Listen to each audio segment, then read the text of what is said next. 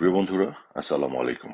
গতকাল একটি খবর যেটি গোটা বাংলাদেশে বিশেষভাবে আলোচনায় ছিল, সেটি হচ্ছে ভারত সরকার নাকি বলেছে যে আমাদের মাননীয় জননেত্রী শেখ হাসিনাকে তারা কোনো রাজনৈতিক কর্মকাণ্ড চালাতে দিবে না।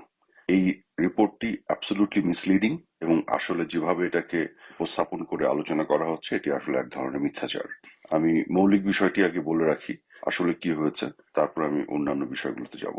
মূলত ভারতের যে সংসদীয় কমিটি আছে পররাষ্ট্র বিষয়ক, সেই সংসদীয় কমিটির সাথে তাদের একটি আলাপ আলোচনায় খুব স্বাভাবিকভাবেই কিছু জেনারিক বক্তব্য রাখা হয়েছে এই বিষয়টি নিয়ে। তার মধ্যে একটি হচ্ছে যে শেখ হাসিনাকে রাজনৈতিক কর্মকাণ্ড চালাতে দেওয়া হচ্ছে না, হবে না, এরকম কোনো কথা বলা হয়নি।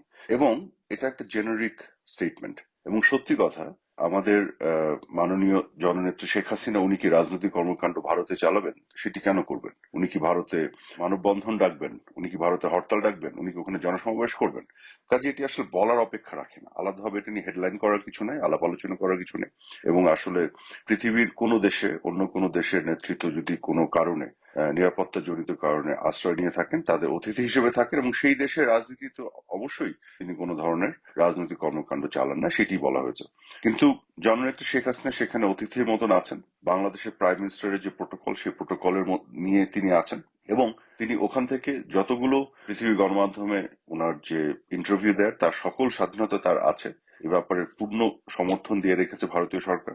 এবং তিনি ওখান থেকে বাংলাদেশের আওয়ামী লীগের নেতাকর্মী, মুক্তিযুদ্ধের চেতনার পক্ষের যত মানুষ আছে, শুধু বাংলাদেশে নাই, বাংলাদেশের বাইরে গোটা বিশ্বজুড়ে সবার সাথে কথা বলা, অনলাইনে ভাষণ দেওয়া, সকল কর্মকাণ্ড উনি চালাচ্ছেন এবং চালাবেন। এবং আপনারা একটু দেখবেন, আমার নিজেরই যে ইউটিউব চ্যানেল একটি আছে, ভয়েস অফ প্রফেসর আরাফাত, যেখানে আজকে এই বক্তব্য আপনারা শুনছেন, এখানেই কিন্তু জননেত্রী শেখ হাসিনার বক্তব্যগুলো আপলোড করা হয় একদিন পর পর। এবং এখনো করা হবে, উনি বক্তব্য দেবেন। এবং গোটা বিশ্ব জুড়ে আওয়ামী লীগের যত নেতারা আছে, যেহেতু বাংলাদেশের ভিতরে যারা আছেন সবাইকে তো জেলে ঢুকে রাখা হয়েছে গত 2 বছর ধরে কোনো বিচার ছাড়া, একটা স্বৈর শাসন চলছে বাংলাদেশে। কিন্তু বাংলাদেশের বাইরে যারা আছেন তাদের সাথে দেখা সাক্ষাৎ করার ক্ষেত্রেও জননেত্রী শেখ হাসিনা তার ইচ্ছায় প্রাধান্য পাবে। কাজে এইখানে কোনো কিছু নতুন করে পরিবর্তন ঘটেনি, ভারতের চিন্তার কোনো পরিবর্তন ঘটেনি, কোনো বিষয়ে কোনো পরিবর্তন ঘটেনি। শুধুমাত্র ভারতীয় সংসদীয় কমিটিকে যে বিষয়টি এতদিন যেভাবে ছিল সেই বিষয়টি জানানো হয়েছে এবং এটি স্বাভাবিক। তবে পূর্ণাঙ্গভাবে জননেত্রী শেখ হাসিনা স্বাধীনভাবে যা করতে চাচ্ছেন সেভাবেই তিনি সবকিছু সেখানে করার মতন সেই পরিবেশ সেখানে আছে। এবং ভারতীয় কর্তৃপক্ষ বাংলাদেশের এই অবৈধ সরকারকে পরিষ্কারভাবে বলে দিয়েছে যে বন্দি বিনিময় চুক্তির অধীনে বঙ্গবন্ধু কন্যাকে কখনোই হস্তান্তর করা হবে না, এক। এবং দুই হচ্ছে, বঙ্গবন্ধু কন্যা যখন যাবেন, যেভাবে যাবেন বাংলাদেশে ফিরতে, সেই বিষয়ে ভারতীয় সরকার পূর্ণাঙ্গ সমর্থন দেবেন তাকে। শুধু সমর্থন না, তার এই ফেরার বিষয়টিকে ফ্যাসিলিটেট করবেন। কাজেই এখানে বাংলাদেশে আমরা দেখলাম যে বিএনপি এবং জামাতের দালাল কিছু সাংবাদিক এবং সংবাদ বিশ্লেষক বিভিন্ন ধরনের তৃপ্তি ঢেকুর তোলা শুরু করেছে, ভাবা শুরু করেছে না জানি কি পরিবর্তন হয়ে গেল। এই যে মাথা মোটা আধা ব্রেনের এইসব সাংবাদিকগুলো যারা নাকি গণতন্ত্রের জন্য এতদিন লড়াই করেছে, এদের মুখ দিয়ে একটি কথা বের হয়েছে যে একতরফা একটা নির্বাচন হলো বিএনপি জামাত মিলে। একজনও বললো এরা যে এটা ইনক্লুসিভ নির্বাচন হওয়া দরকার ছিল। একজনও বললো আজকে একটা অবৈধ সরকার গঠিত হয়েছে অবৈধ নির্বাচনের মাধ্যমে।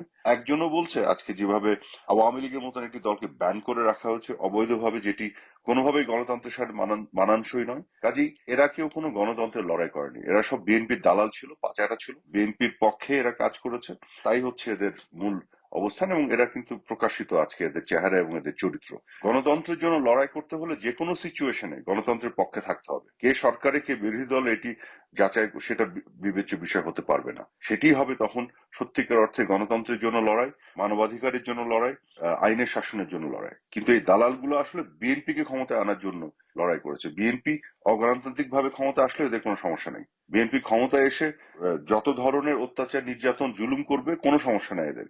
কাজে এরা কিন্তু আসলে বিএনপিকে ক্ষমতায় আনা এবং তার মাধ্যমে নিজেরা কিভাবে সুবিধা ভোগ করে, নিজেদের পক্ষে বিভিন্নভাবে লুটতারাজ এবং করাপশনের মাধ্যমে নিজেদের সম্পদ বাড়াতে পারে, এগুলোই হচ্ছে এদের মূল লক্ষ্য। এসব বাটপার সাংবাদিক এবং সো কল্ড রাজনৈতিক বিশ্লেষক, এদের চেহারাগুলি অন্তত প্রকাশিত হয়েছে। কাজে আপনাদের প্রতি অনুরোধ থাকবে এই ধরনের রিপোর্টে বিভ্রান্ত হবেন না। এখানে বিভ্রান্ত হওয়ার কিছু নাই।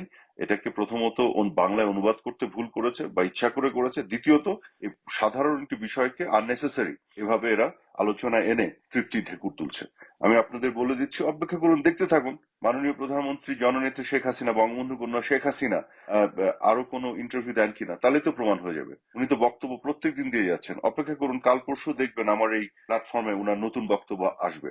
আপনারা দেখবেন যে উনি এরপরেও আওয়ামী লীগের শীর্ষ নেতাদের সাথে যারা কোনোভাবে মুক্ত হয়ে আছেন তাদের সাথে উনি যেখানে আছেন তার বাসভবনে দেখা করবেন। তো এগুলো সব চলতে থাকবে, যা হয়ে আসছে তা চলতে থাকবে। নতুন কোনো পরিবর্তন এখানে ঘটেনি। ভারতের সরকারের, ভারতের জনগণের এবং ভারতের অন্যান্য সকল দলের দৃষ্টিভঙ্গির কোনো পরিবর্তন এখানে ঘটেনি। কিন্তু এই যে এই দালালগুলি এটাকে এক ধরনের পানি ঘোলা করে মানুষকে বিভ্রান্ত করার একটা চেষ্টা করছে এই বিষয়টি নিয়ে। কাজে চিন্তার কোনো কারণ নেই। আওয়ামী লীগ সংগঠিত হচ্ছে, সুসংগঠিত হচ্ছে। দেশের জনগণ যারা মুক্তিযুদ্ধের চেতনার পক্ষের, সার্বভৌম স্বাধীন বাংলাদেশের পক্ষের, তারা সবাই মানসিকভাবে তৈরি হচ্ছেন। জননেত্রী শেখ হাসিনা দেশে আসবেন এবং এই যে অবৈধ সরকার, এই যে অবৈধ যাতে তাদের কর্মকাণ্ড এবং রাজাকার এবং জঙ্গি এবং যুদ্ধাপরাধী এদেরকে পরাজিত করে বাংলাদেশকে পুনরায় স্বাধীন এবং সার্বভৌম করা হবে দেশের জনগণকে। ধন্যবাদ সবাইকে।